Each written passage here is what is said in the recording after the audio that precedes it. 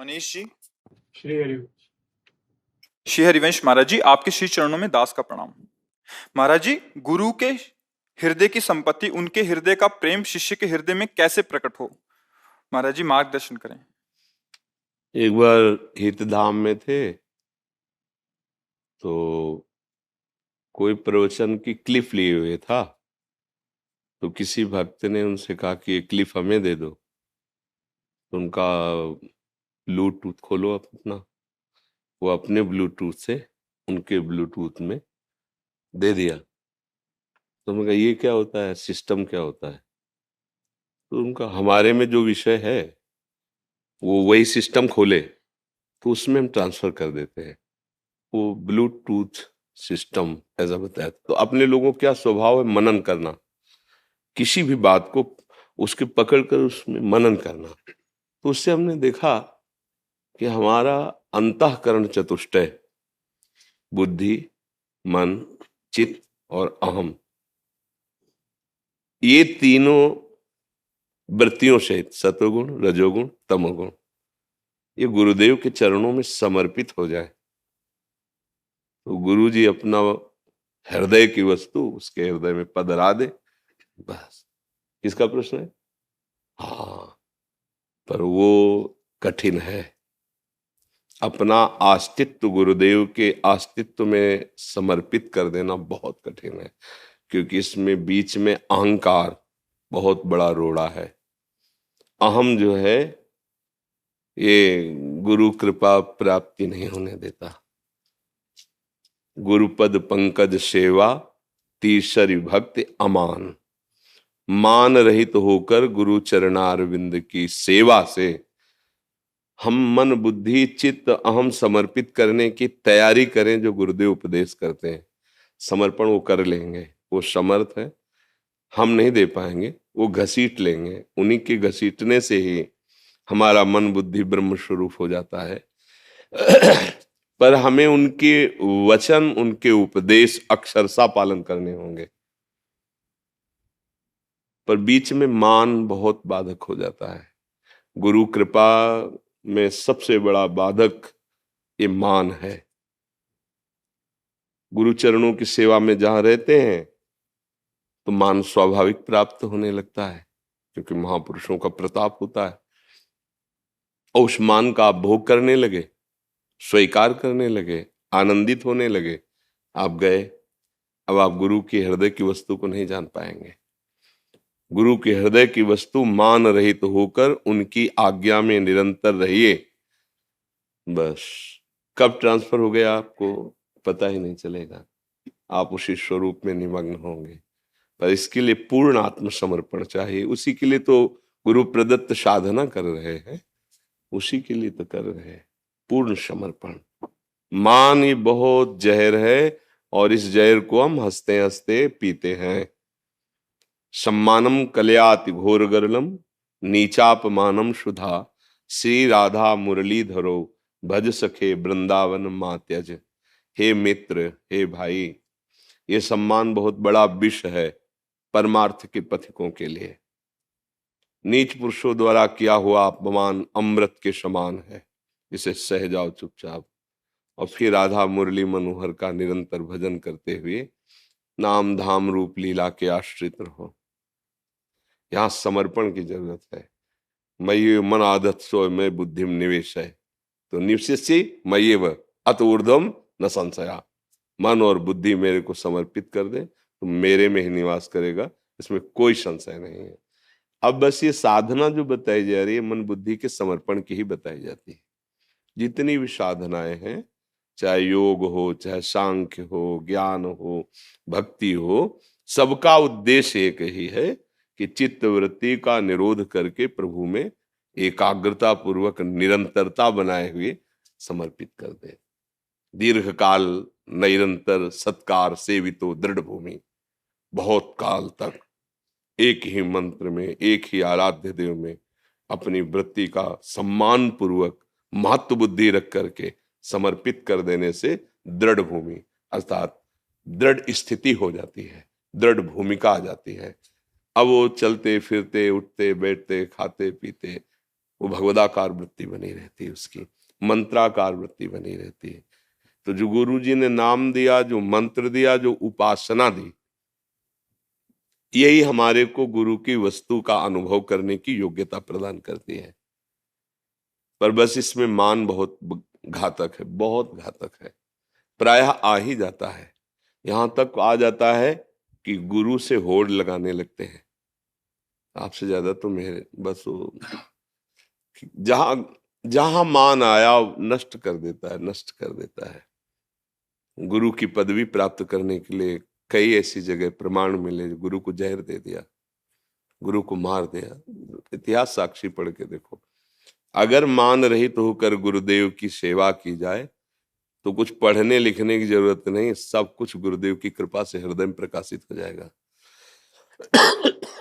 महाभारत में प्रसंग आता है कि वर्षा ऋतु थी, शायद उपमन्यु जी उनका नाम था। तो गुरुदेव ने कहा कि कुछ अन्न की क्यारियां हैं, उनकी क्यारियां फूटने न पावे, तो उनमें जल भरा रहेगा तो अच्छा अन्न पैदा होगा, जिससे यज्ञ आदि में सहयोग मिलेगा। आप जाइए, रात्रि का समय, खेत की मेड़ नहीं टूटनी चाहिए। तो एक जगह उन्होंने बहुत प्रयास किया, मेड़ टूट रही थी, तो मिट्टी गीली होने के कारण वो रुक नहीं पा रही थी, और तो सब बांध दिया था। सोचा गुरु आज्ञा का उल्लंघन हो जाएगा अगर पानी निकल गया तो, मिट्टी रुक नहीं रही, तो अपने देह को रख दिया ऐसे, और वो गीली मिट्टी तो सेट हो गई। अब अगर उठते तो मेड़ टूट जाती, तो अब पूरे शरीर को उसमें मेड़ में से। गुरुदेव ने जब देखा कि काफी समय हो गया नहीं आए, तो अन्य ब्रह्मचारियों ब्रह्म ऋषियों के साथ वहां गए और पुकारा, बेटा कहाँ हो तुम? तो आवाज, गुरुदेव मैं यहाँ हूं। नजदीक गए तो देखा सब पानी से सने में से। अरे बेटा, सबको देह और प्राण इतनी प्रिय होती है, तुम ये क्या कर रहे हो? बोले गुरुदेव आपकी आज्ञा थी कि मेड़ न टूटने पावे, तो यहाँ की मिट्टी से रोक नहीं पा रही थी, इसलिए आज्ञा पालन की। उठो, जाओ, तुम्हारे हृदय में समस्त वेद स्वयं स्फुरित हो जाए। उन्होंने व्याकरण नहीं पढ़ा था, उन्होंने शास्त्र नहीं, चारों वेद स्फुरित हो गए। एक और उदाहरण उसमें वर्णन किया, एक शिष्य गए और पहले सेवा के द्वारा उसकी समर्पण निष्ठा देखी जाती थी। तो उन्होंने कहा कि ठीक है, आप हमारी गौशाला की गौवें चराएं। तो पहले गौवें ऐसे लेके चले गए तो 15-15 दिन वापस ही नहीं लौटना, जंगल है, चरा रहे हैं। तो 15 दिन बाद वापस आए, तो उनका तुम्हारा शरीर बहुत हष्टपुष्ट दिखाई दे रहा है। तो उनका, गुरुदेव भिक्षा मांग लाता हूँ, गौओं को ऐसे छोड़ के, और पा लेता हूँ। धर्म विरुद्ध आचरण, ना हमने भिक्षा की आज्ञा की थी, और बिना मुझे समर्पित किए हुए तुम भिक्षा कैसे पा सकते हो? शास्त्र आज्ञा है कि भिक्षा मांगे और गुरुदेव को समर्पित करे, फिर दैन्य भाव से जब गुरुदेव आपको जो भी दे दें या पूरी अनुमति दे दें उतना ही पा, अगर ना अनुमति दें तो रख कर वापस हो जाइए।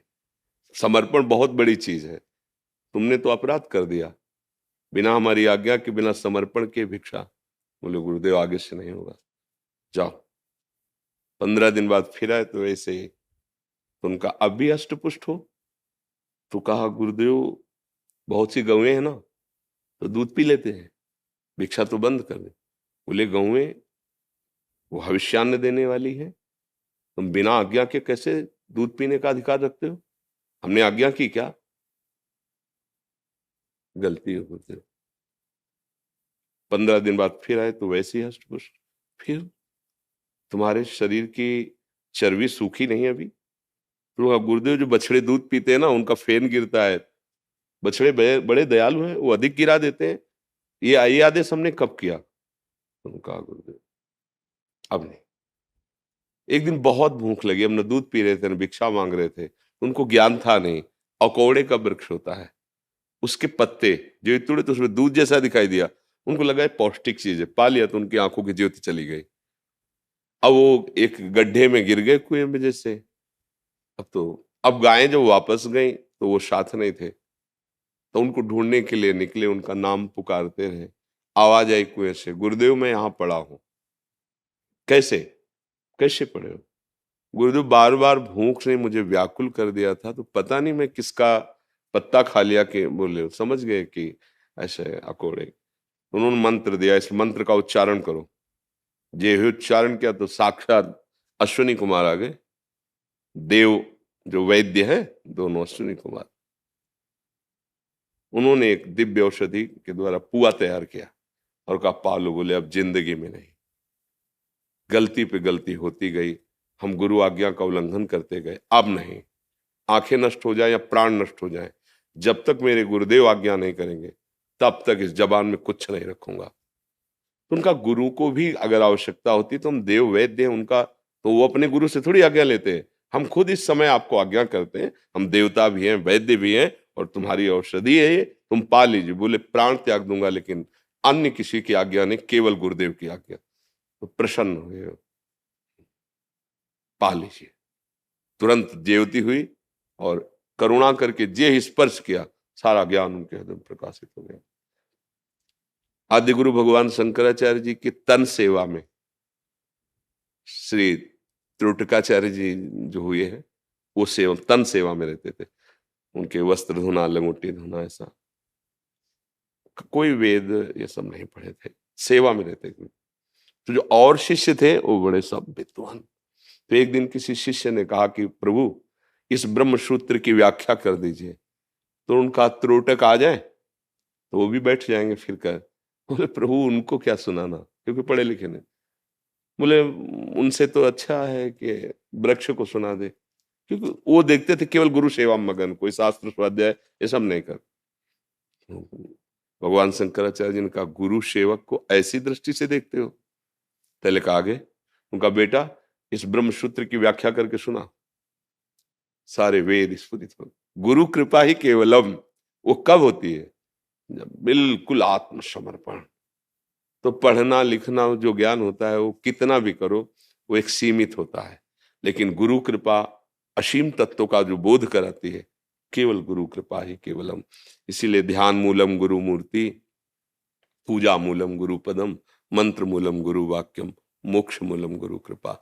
दैन्य होकर सदगुरुदेव के चरणों का आश्रय ले ले तो तत्व ज्ञान, भगवत प्रेम जब ये दुर्लभ नहीं तो लौकिक सुख की बात क्या है, लौकिक पारलौकिक सुखों की बात क्या है। इसलिए मान रहित होकर गुरुदेव का आश्रय ले। गुरुदेव के वचनों को ही, हम शास्त्र के शब्दों को नहीं समझ सकते, तो सरल शब्दों में उनका सार गुरुदेव बताते हैं, उनकी बात मान ले।